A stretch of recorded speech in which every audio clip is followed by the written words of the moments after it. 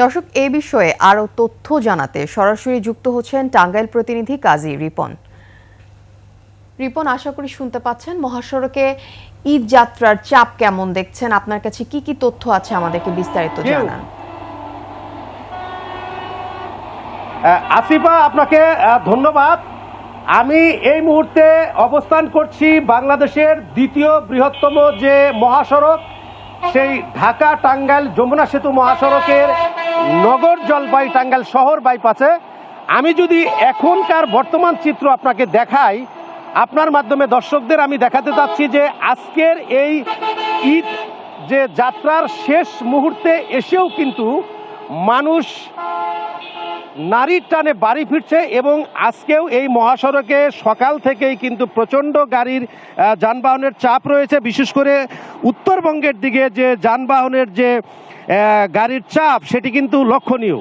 আমি আপনার মাধ্যমে দর্শকদের জানাতে চাই যে এই বাংলাদেশের দ্বিতীয় বৃহত্তম যে মহাসড়ক, এই ঢাকা টাঙ্গাইল যমুনা সেতু মহাসড়কে দিয়ে উত্তরবঙ্গ এবং দক্ষিণবঙ্গের প্রায় 24টি জেলার 98টি রুটের কিন্তু যানবাহন চলাচল করে এবং সেই দিক থেকে আজকে হচ্ছে ঈদ যাত্রার সেই ষষ্ঠ দিনেও কিন্তু আমরা লক্ষ্য করছি যে সকাল থেকেই ঈদে গড়মুখো মানুষ নারীর টানে বাড়ি ফিরছে। বিশেষ করে এই মহাসড়কের যে উত্তরবঙ্গগামী যে লেন, আপনারা জানেন যে এইটি হচ্ছে যমুনা সেতু হয়ে উত্তরবঙ্গে চলে গেছে, উত্তরবঙ্গের প্রবেশদ্বার।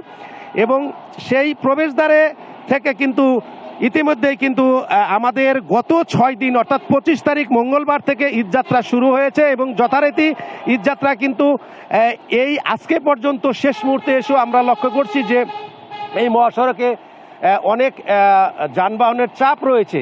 কিন্তু একটি বিষয় আমি আপনাকে জানাচ্ছি দর্শকদের আপনার মাধ্যমে, সেটি হচ্ছিল যে দীর্ঘদিন পরে মানে স্বস্তিদায়ক ঈদযাত্রা যেটাকে বলা হচ্ছে, সেটি কিন্তু এইবারই হয়েছে। এই মহাসড়কে এখন পর্যন্ত তেমন কোনো যানজট সৃষ্টি হয়নি। ঈদে ঘরমুখো মানুষ কিন্তু স্বস্তিতে বাড়ি ফিরেছে এবং যাত্রীরা যে আমাদেরকে যেটি জানিয়েছেন সেটি হচ্ছিল যে তারা দীর্ঘদিন পর যানজটমুক্ত ঈদযাত্রা এই মহাসড়কে উপহার পেয়েছে। পাশাপাশি হচ্ছে যে এই মহাসড়ক দিয়ে গত 24 ঘন্টায় যমুনা সেতুতে 45,000-এর উপরে যানবাহন কিন্তু পারাপার হয়েছে এবং 3,21,00,000-এর উপরে টোল আদায় হয়েছে। তো এটি কিন্তু এবছরের দ্বিতীয় সর্বোচ্চ টোল আদায়। তো আপনার মাধ্যমে আরেকটি বিষয় দর্শকদের জানাই, সেটি হচ্ছে যে এই মহাসড়কে ঈদ আসলে এই দীর্ঘদিন আমরা যে জিনিসটি খেয়াল করেছি যে মানুষের যানজটের কারণে দুর্ভোগের মানে কমতি থাকে না।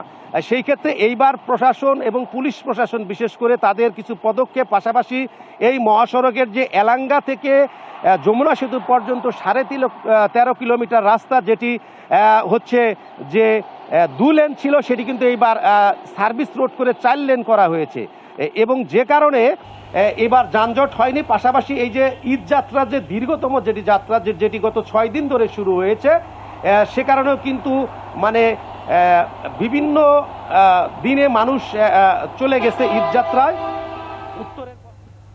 রিপন, ধন্যবাদ আপনাকে। দর্শক, গাজীপুর থেকে আমাদের সঙ্গে যুক্ত হয়েছিলেন সহকর্মী কাজী রিপন।